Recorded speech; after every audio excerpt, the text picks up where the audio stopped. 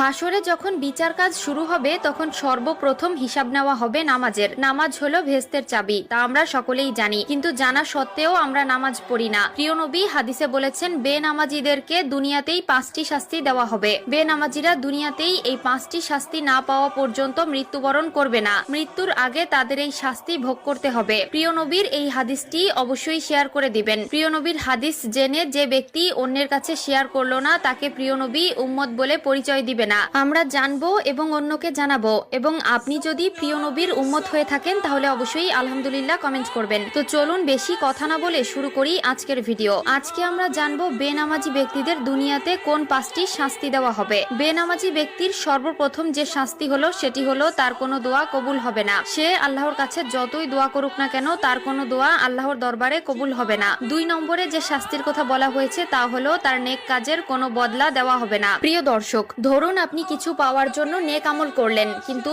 আফসোসের বিষয় আপনি যদি বেনামাজি হয়ে থাকেন আপনার নেক কাজের কোনো ফল আপনি পাবেন না। 3 নম্বরে যে শাস্তির কথা বলা হয়েছে তা হলো চেহারা থেকে নেককারদের নূর উঠে যাবে। প্রিয় দর্শক, জন্মগতভাবেই আল্লাহ তাআলা কালো, সুন্দর, অসুন্দর সকলের চেহারায় একটি মায়াবী নূর দিয়েছেন, কিন্তু নামাজ না পড়ার কারণে তাদের চেহারা থেকে সেই নূর উঠে যায় এবং দেখতে দেখতে একসময় চেহারার অবস্থা ভয়ঙ্কর হয়ে যায়। যার চেহারা থেকে আল্লাহর নূর উঠিয়ে নেয় তার প্রতি মানুষের কোনো মায়া মহব্বত থাকে না। 4 নম্বরে যে শাস্তির কথা বলা হয়েছে তা হলো তার জীবনের বরকত উঠে যাবে, আয় রোজগারে বরকত থাকবে না।